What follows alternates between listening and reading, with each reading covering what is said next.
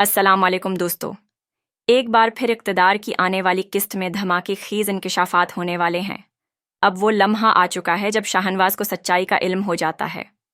वो ये जानकर दहल जाता है कि उसके अपने भाई के कत्ल के पीछे किसी और का नहीं बल्कि उसके मामों का हाथ था।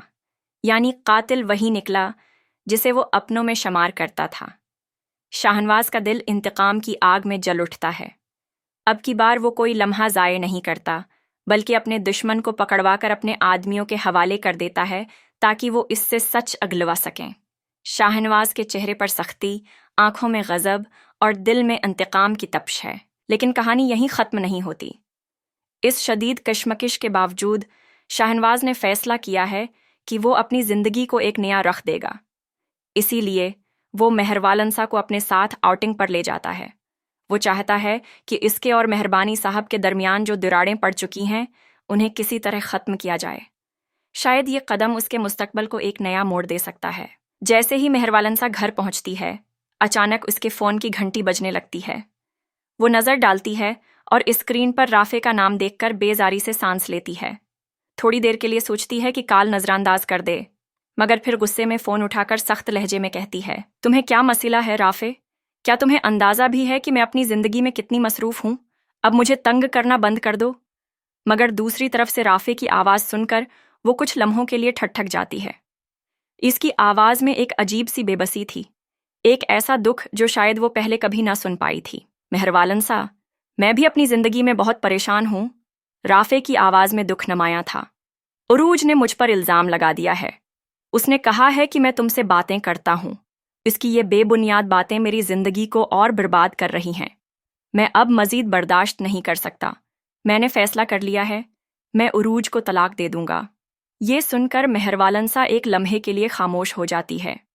राफे के अल्फाज में ऐसा दर्द था जो शायद वो समझ सकती थी, मगर वो भी जानती थी कि उसकी ज़िंदगी में अब इन सब चीज़ों के लिए कोई जगह नहीं। लेकिन क्या ये मामला वाकई इतना आसान था? क्या राफे का फ़ैसला सही था या फिर ये कहानी मज़ीद उलझने वाली थी? मेहरवालनसा गहरी सांस लेती है और नरमी से कहती है, मियाँ बीवी के रिश्ते में थोड़ा बहुत समझौता करना पड़ता है। राफे, ज़िंदगी हमेशा हमारी मर्जी के मुताबिक नहीं चलती। तुम भी थोड़ा सब्र कर लो, समझौता कर लो। छोटी छोटी बातों पर रिश्ता तोड़ देना कोई हल नहीं होता। राफे कुछ लम्हों के लिए खामोश हो जाता है, फिर एक तल्ख हंसी के साथ कहता है, मेहरवालनसा, अगर ये रिश्ता अब तक चल रहा है तो सिर्फ मेरी वजह से चल रहा है।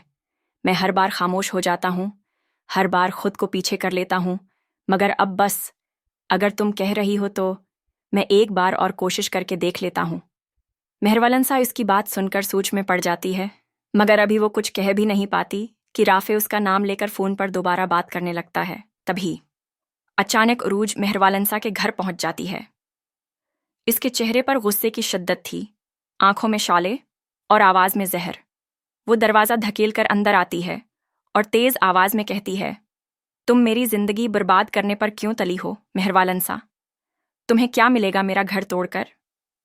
मेहरवालनसा हैरान होकर उसकी तरफ देखती है, मगर उरूज उसे मज़ीद बोलने का मौका ही नहीं देती। वो मुसलसल मेहरवालनसा पर इल्ज़ामात लगाने लगती है, गोया हर गलती की जिम्मेदार वही हो। इतने में मेहरवालनसा का शोहर अंदर आ जाता है।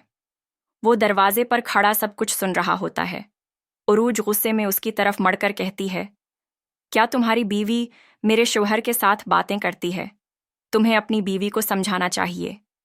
मेहरवालनसा हैरानी और गुस्से के मिले जले जज्बात के साथ उरूज को देखती है, मगर उससे पहले कि वो कुछ कहे, इसहाक, मेहरवालनसा का शोहर, आगे बढ़कर मजबूत लहजे में कहता है, मुझे अपनी बीवी पर पूरा भरोसा है।